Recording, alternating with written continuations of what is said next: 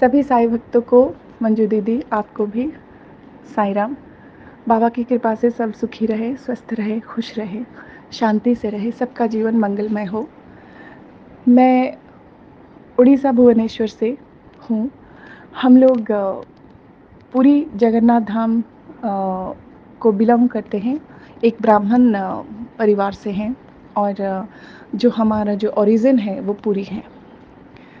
तो जहाँ तक बाबा का सवाल है मेरी ज़िंदगी में, मेरे लिए मेरे बाबा सब कुछ है।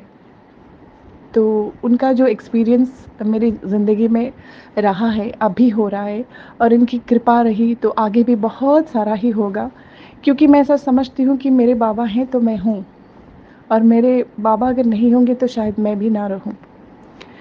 तो फिर कभी किसी वीडियो में मैं ये शेयर करूँगी कि जब मैंने बाबा को खो दिया, जब मैं उन्हें पूजना, उनको याद करना भूल गई, तो मुझे किस तरह की परेशानियाँ आईं।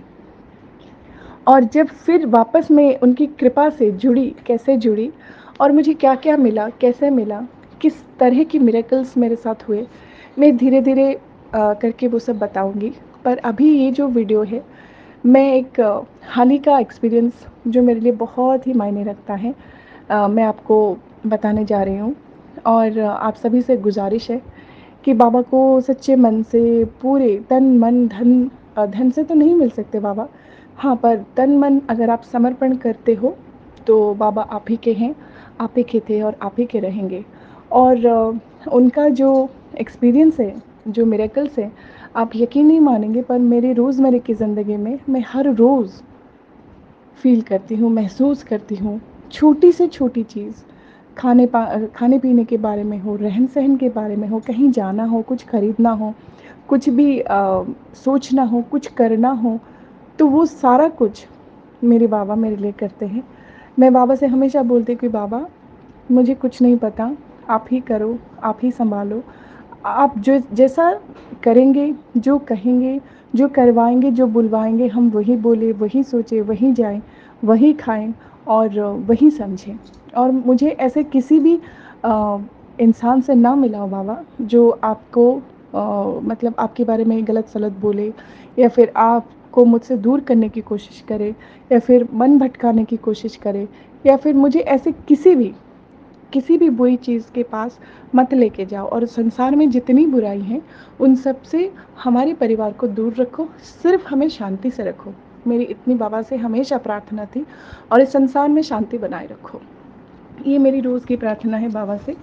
तो जो एक्सपीरियंस की मैं बात कर रही हूँ, वो फ़रवरी महीने की है और हमारे ब्राह्मण परिवार में जो थ्रेड सेरेमनी होती है, जो जिसको बोलते हैं उपनयन संस्कार, जिसमें जनेऊ डाला जाता है लड़कों के कंधे में, जो एक पवित्र धागा होता है, जिसमें बहुत सारे मंत्र जुड़े होते हैं, जिसको हर ब्राह्मण परिवार का हर लड़के को पहनना होता है।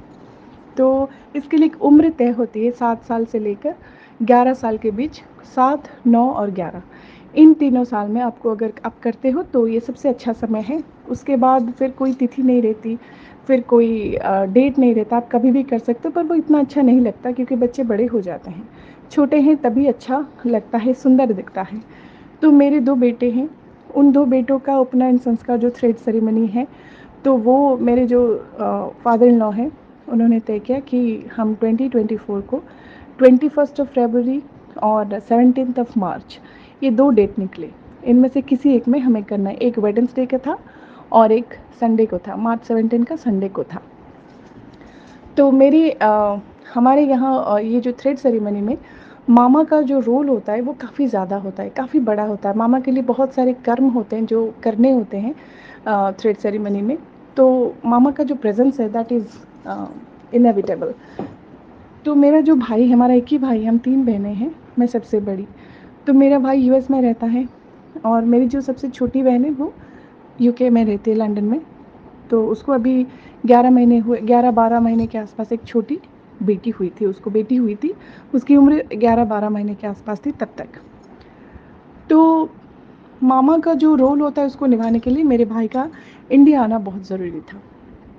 तो प्रॉब्लम ये थी कि 2023 नवंबर को उसका वीज़ा एक्सपायर हो चुका था। तो वीज़ा एक्सटेंशन के लिए गया था।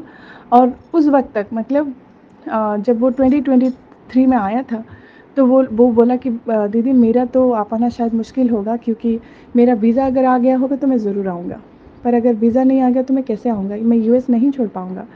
और देखते हैं क्या होता है। आप लोगों ने तो 21 फरवरी को रखा है, 17th ऑफ मार्च करते तो शायद हो भी पाता, क्योंकि मार्च को उसका वीज़ा आना था, वो भी आखिर मतलब after the first week of March. तो ऐसे कर करके मैंने कहा नहीं हो जाएगा, आप चिंता मत करो, तुम जाओ, देखना तुम आओगे। मैंने सब बोल दिया और बाबा को प्रे करती रही मन ही मन में कि बाबा कैसे भी करके उसको लाना, अगर वो नहीं आता है तो ससुराल में लाखों सवाल उठेंगे, और मेरी माँ इस दुनिया में है नहीं, तो फिर एक लड़की के लिए जो माँ का सपोर्ट होता है वो बहुत ज़्यादा होता है, आप सबको पता होगा। तो हमने हाँ अपनी माँ को तो खो ही दिया था 7 साल पहले, तो काफ़ी उसकी कमी भी सता रही थी। ऐसे करते करते फिर जो थ्रेड सेरेमनी का डेट है वो पास आता गया। फिर करीब करीब 1 ही महीने के आसपास बचा होगा। फिर मेरे हस्बैंड बोले कि नहीं, पूछो उससे कि वो आ तो रहा है ना, उसको तो कैसे भी करके आना है। मैं बोली कि वो ऐसा तो बोल रहा है, वो भी खुद बोला कि जीजा जी ऐसे ऐसे प्रॉब्लम है, मैं कैसे आऊँ? फिर वो बोले कि नहीं तुम कोशिश करो, देखो आ जाएगा। आप यकीन नहीं मानेंगे, मैं बाबा को हर टाइम बोल रही थी कि बाबा कैसे भी करके, मुझे नहीं पता कैसी एम्बेसी, कैसा यूएस, कैसा बॉर्डर, कितना दूर है, क्या है, कैसे भी करके उसका वीज़ा आ जाए। प्रॉब्लम ये हो रही थी कि वो एम्बेसी वाले कोई कंफर्मेशन नहीं दे रहे थे, कुछ रिस्पॉन्ड भी नहीं कर रहे थे रिगार्डिंग वीज़ा। तो उस वक्त तक उसका आना नेक्स्ट टू इम्पॉसिबल लग रहा था।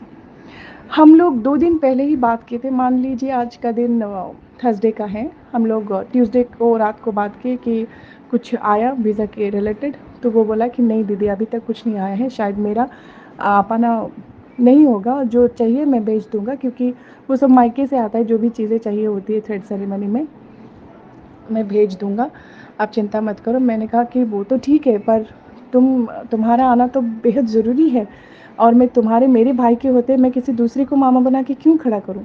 क्योंकि मेरे ही 2 लड़के हैं और दोनों ही लड़कों का एक साथ होना था, और मेरी दोनों बहनों को 2 बेटियाँ हैं, तो लड़के तो और है नहीं, तो तुम फिर इतना बड़ा इवेंट तुम्हारे लिए और कभी होगा नहीं, और सबसे ज़्यादा इम्पोर्टेंट है कि तुम्हें बहुत कुछ करना है इन दोनों की थ्रेड सेरेमनी में।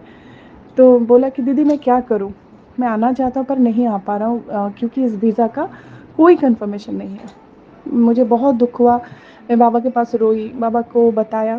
फिर आप यकीन नहीं मानेंगे कि थर्सडे को 2 दिन के बाद, थर्सडे को 2 दिन के बाद, थर्सडे तो नहीं था, कौन-सा दिन था मैं भूल गई थी, क्योंकि मेरे हस्बैंड 9:30 बजे ऑफ़िस जाते हैं, वो ऑफ़िस जाकर ऑफ़िस में पहुँचे ही थे कि मेरे भाई का कॉल आया। उसने वीडियो कॉल किया, बोला कि दीदी मैंने टिकट कर लिया। तो मैं इतना एब्सेंट माइंडेड थी कि मैं बोली टिकट? कैसा टिकट? फिर वो ऐसे मज़ाक-मज़ाक में बोला कि क्या नहीं आना है क्या? मैं टिकट कैंसल कर दूँ? मैंने कहा क्या तेरा वीज़ा आ गया क्या? अरे हाँ, आया है तभी तो टिकट किया है, वरना क्या मैं पागल हूँ जो टिकट करके आ गया, पहले से टिकट करके बैठूँ? मैं बोली कि तू तो बोल रहा था कि तेरा वीज़ा नहीं आया। नहीं, नहीं मैंने कल ही देखा था, इनफैक्ट मैंने सुबह को भी देखा था, कोई कन्फर्मेशन नहीं था। अब अचानक से मेरे ईमेल में पॉपअप हुआ कि वीज़ा का जो डॉक्यूमेंट है वो पॉपअप हुआ। तो मैंने जब खोला देखा तो माय वीज़ा इज़ कन्फर्म्ड, और मैंने इंस्टेंट ही टिकट किया, मतलब मैंने निकाला, जिस भी फ़्लाइट में अवेलेबल था मैंने 18th ऑफ फरवरी, मेरा जो हमारा जो ट्रेड सेरेमनी था वो था 21st को, वो 18th ऑफ फरवरी को आके भुवनेश्वर में पहुंचा। तो उसने 18th ऑफ फरवरी के लिए भुवनेश्वर तक टिकट कंफर्म किया।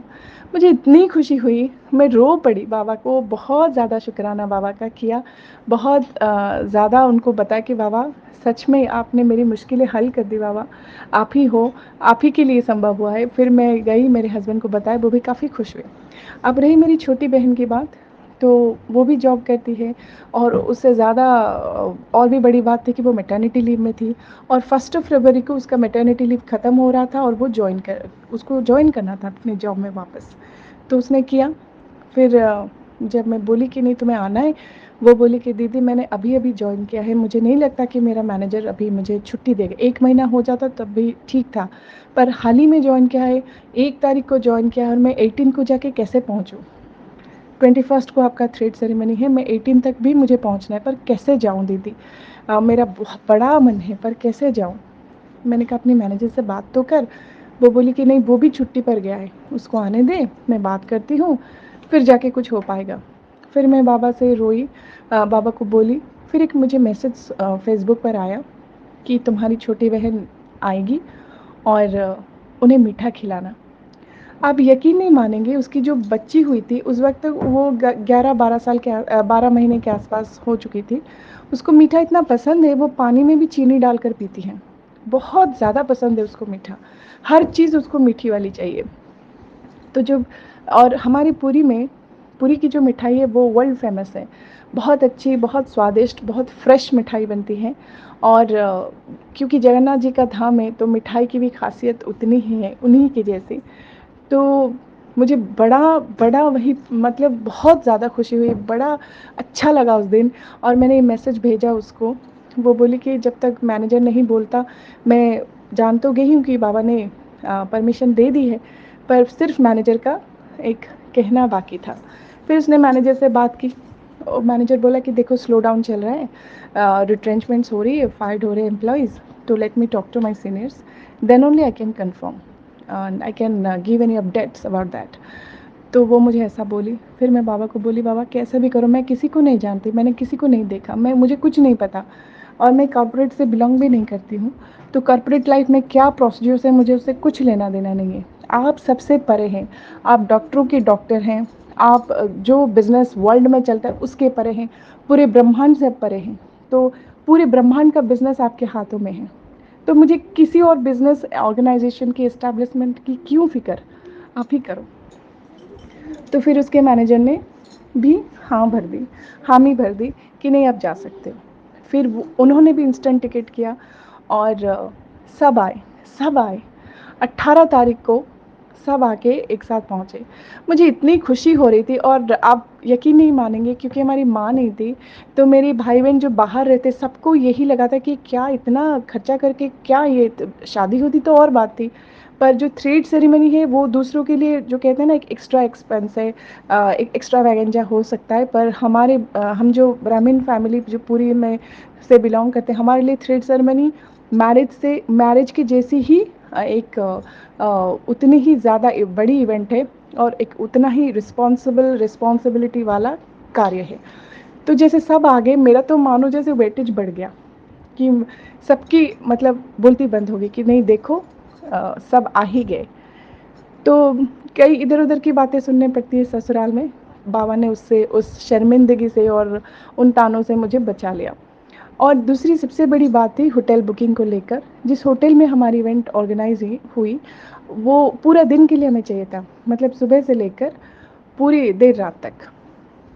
तो जैसे मैं बोली कि 2 डेट निकले थे, 1st of February, 17th of March.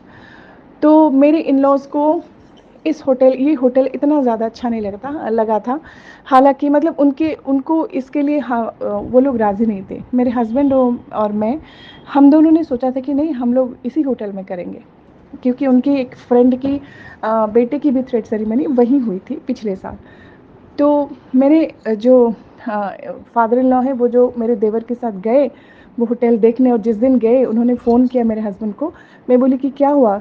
किस बारे में फ़ोन था? वो बोले कि वो लोग जा रहे होटल बुकिंग के लिए। मैं उसी वक़्त बाबा से प्रे की कि फिर वो बोले कि देखते हैं चलिए, फ़रवरी 21st ऑफ फ़रवरी को है कि नहीं, चलो देख के आते हैं, बुकिंग है या नहीं है, अगर नहीं होगा तो किसी दूसरी जगह देखेंगे। मैं बाबा को बोली कि बाबा आप कुछ भी करो, मुझे नहीं पता, पर 21st ऑफ फ़रवरी को कोई बुकिंग ना हो।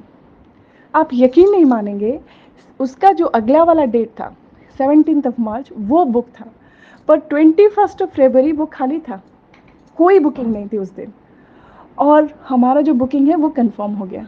बाबा ने मैंने जैसा चाहा था, जिस होटल में चाहा था, वैसा ही उसी होटल में हमारी बुकिंग करवा दी। अब रही डेकोरेशन की बात, तो पैसा तो उन्होंने भी खर्च किया था, मेरे जो हस्बैंड के जो कॉलीग थे, हमने भी खर्च किया। तो खर्चा तो हुआ था, पर आप यकीन नहीं मानेंगे, उनका वही thread ceremony, same place, same event मेरे दोनों बेटों का था, उनका एक ही बेटा है उसका था। तो जो फ़ीस्ट उन्होंने ऑर्गेनाइज़ की थी, तो वो विदाउट ऑनियन गार्लिक था, क्योंकि वो मंडे का टाइम था और हमारा तो वेडनेसडे था। तो हमारे यहाँ पर वेज नॉन-वेज सब चला, मतलब सब बना था। तो हमारा जो डेकोरेशन था वो इतना ज़्यादा खूबसूरत हुआ था कि सब बोले wow, the decoration is so wonderful. और उससे ज़्यादा जो खाना जो बना था, मैंने बाबा को बोला, बाबा आप ही संभाल लेना, कोई कमी ना हो और बेहद स्वादिष्ट भोजन बने। आप यकीन नहीं मानेंगे, लंच, डिनर इतना ज़्यादा अच्छा था, इतना डिलीशियस फूड था, सभी को अच्छा लगा, सब खुश थे। और हम लोगों ने क्या पहनना है, कहाँ से खरीदना है, जो हमारा बजट था उसके अंदर में बहुत खूबसूरत सी चीज़ें हमें मिलनी चाहिए। और इधर-उधर ज़्यादा घूमने का हमारे पास टाइम नहीं था। 2 बच्चे थे, तबीयत ठीक नहीं थी, उस वक़्त वायरल चल रहा था और हम लोग की किसी की, मतलब हम लोग माँ-बाप, 2 बेटों, किसी की भी तबीयत ठीक नहीं थी। हम लोग सब बीमार चल रहे थे। उसी बी मतलब आप यकीन नहीं मानेंगे, जो फ़ीवर था वो 102, 103 के अराउंड था। मेरे हस्बैंड को था, मुझे इतना फ़ीवर नहीं आया, इतना ज़्यादा बॉडी पेन जैसे कोविड में होता है ना, मुझे टॉन्सिलाइटिस का इन्फेक्शन था, फिर बॉडी पेन था, हेडेक था, कुछ खाने को मन नहीं करता था। तो मेरी तो पूरा मतलब गला बैठ गया था, मेरी गले से आवाज़ नहीं निकल रही थी, इतनी ज़्यादा परेशानी थी, पर उसके बीच बाबा ने सब अरेंज करवा दिया। और उस वक़्त मुझे, और एक छोटी-सी चीज़ है, मुझे कुछ ज्वेलरी की भी मतलब चाहत थी कि मैं कुछ गोल्ड खरीदूँ। तो मेरे हस्बैंड बोले कि बहुत ज़्यादा खर्चा हो रहा है, अभी बाद में देखेंगे। अभी अभी इतना ज़्यादा परचेज़र अगर इसमें करेंगे तो सब सब चीज़ों के लिए एक बजट होता है। हम लोग तो मतलब we don't belong to that billionaire trillionaire family. तो देखते हैं। फिर पर मेरा मन ही मन इच्छा था कि नहीं बाबा, बच्चों का एक ही साथ इतना बड़ा इवेंट हो रहा है, तो मुझे कुछ ज्वेलरी खरीदनी है। तो मैं, हमारा जो ज्वेलरी का शॉप है, तो वो भी बाबा के भक्त हैं। तो उसके रिलेटेड भी एक चीज़ मैं यहीं शेयर कर देती हूँ कि वो जो ज्वेलरी शॉप है, वो मेरी मौसी के बहुत जान पहचान वाले हैं। तो एक दिन मेरी एक देवर का भी बेटे का थ्रेड सेरेमनी था, उसके लिए मुझे एक अंगूठी चाहिए थी, क्योंकि हमारे यहाँ थ्रेड सेरेमनी में गोल्ड जो है वो ब्रह्मचारियों को भिक्षा में दी जाती हैं, ऑर्नामेंट्स। तो हम लोग गए, पैसा, गोल्ड ऐसा ही कुछ दे, कोई गिफ्ट सब लोग देते हैं जो उनसे बड़े हैं। तो मैं गई, मौसी बोली कि नहीं आप आ जाओ, मेरी एक जान पहचान की है, वो आपके घर के पास है, आप उनसे ख़रीदारी करो, बहुत अच्छे हैं। आप यकीन नहीं मानेंगे, जब मैं गई उस दुकान के अंदर, वो जो ओनर है उस ज्वेलरी शॉप के, इतने अच्छे इंसान हैं, इतने ज़्यादा मतलब सोशेबल है। और मैं जैसे ही घुसी, मैंने देखी कि बाबा की इतनी बड़ी तस्वीर और इतने सारे स्टैचू है, बाबा की मूर्ति है, बाबा का फ़ोटो है, दत्तात्रेय का फ़ोटो है। तो दत्तात्रेय जो भगवान है उनका फ़ोटो है। तो मैंने तो मतलब आँखों में आँसू आ कि बाबा आप ही मुझे यहाँ लेके आए हो। तो बाबा बोले कि नहीं मैं यहाँ हूँ, तुम आ जाओ, तुम यहीं आ जाओ, यहीं से खरीदारी करो, जो भी इच्छा है यहीं से लो। तो उस दिन के बाद उस ज्वेलरी शॉप पे मैं हमेशा जाती हूँ और बाबा मुझे दिलवाते हैं मुझे जो चाहिए। तो उस दिन भी मैं गई कि बाबा कुछ तो ज्वेलरी लेनी है, मेरे 2 बच्चों की थ्रेड सेरेमनी है। आप यकीन नहीं मानेंगे, मैंने गोल्ड के रिंग्स खरीदे, मैंने एक सेट खरीदा पूरा, मतलब ऑफ कोर्स कुछ एक्सचेंज किया, मेरी जो पुरानी ज्वेलरी थी, एक सेट खरीदा और एक चोकर भी लिया। जहाँ पर एक अंगूठी के लिए मेरे हस्बैंड ने बोले थे कि नहीं रहने दो, फिर बाद में देखेंगे। वहाँ मुझे बाबा ने इतनी सारी दिलवा दी। क्या ये कोई चमत्कार से कम है? आप ही सोचिए। तो ये सब हो गया और बहुत अच्छे से वो इवेंट हमारा ऑर्गेनाइज़ हुआ। सभी को बहुत अच्छा लगा और आप यकीन मानिए, खाने-पीने से लेकर कपड़े जो हमने पहने थे उससे लेकर, डेकोरेशन से लेकर सबको, यहाँ तक कि जो रूम्स हमने बुक किए थे होटल में, हमने 4 रूम्स बुक किए थे। तो इतना ज़्यादा पसंद आया वो होटल सभी को और सभी बहुत ही ज़्यादा खुश हुए। और घर में भी जो डेकोरेशन हुआ था, तो वो भी बहुत ज़्यादा अच्छा हुआ था। और बहुत ही भव्य तरीके से हमारा ये जो इवेंट है वो संपन्न हो गया। इसमें मेरे बाबा का आशीर्वाद है, बाबा के लिए ही हुआ है और हम लोग तो हमारे आराध्य तो प्रभु जगन्नाथ हैं, उनका आशीर्वाद है। तो कैसे मुझे मतलब बाबा को मैंने जब खो दिया था, तो मैं किस-किस परेशानियों से गुज़री और यकीन मानिए जैसे कि फिर से मुझे जब मैं शादी करके गई पूरी, तो वहाँ से मुझे ऐसा लगा कि जैसे प्रभु जगन्नाथ ने मुझे वैसे फिर से मेरे बाबा को मेरे पास भेज दिया, उनसे मिला दिया और बाबा फिर से कैसे मेरी ज़िंदगी में आए, किस तरह से मुझे संदेश दिया और किस तरह से फिर वापस मैं उनसे जुड़ी और जब जुड़ी तो मुझे क्या-क्या मिला, मैं कैसे-कैसे प्रेरित हुई उनके वचनों से, उनकी मैसेजेस से, ये मैं सब एक-एक करके मैसेजेस में बताऊँगी, ऑडियो मैसेजेस में। पर ये जो अभी हाल-फिलहाल का हुआ है, मैंने आपको आप सभी के लिए साझा किया। उम्मीद करती हूँ कि मंजू दीदी उनके चैनल में ये मैसेज मेरा साझा करेंगी और आप सब लोगों को इससे कुछ तो प्रेरणा ज़रूर मिलेगी। तो बाबा पर यकीन रखिए और बाबा जीवित है, जीवंत है, हमारे साथ है, हमारे सबसे प्रिय हैं और मेरा तो ये मानना है कि मुझे मेरे बाबा मुझसे ज़्यादा बेहतर समझते हैं। मेरे माँ-बाप, भाई-बहन, बंधु-सखा जो भी है, पति, बच्चे जितने मेरे रिश्ते हैं, उन सब से हटकर बढ़कर मेरे बाबा ही मुझे समझते हैं। जितना मैं खुद को भी नहीं जानती, मेरे बाबा मुझे जानते हैं। मेरे लिए जो अच्छा है, वही वो मुझे देते हैं। कभी मुझे समझ में आता है, कभी बाद में समझ में आता है क्योंकि मैं अज्ञानी हूँ और मेरी हर गलती को बाबा माफ़ करे और सबको खुश रखे। ओम साई राम, जय साई राम।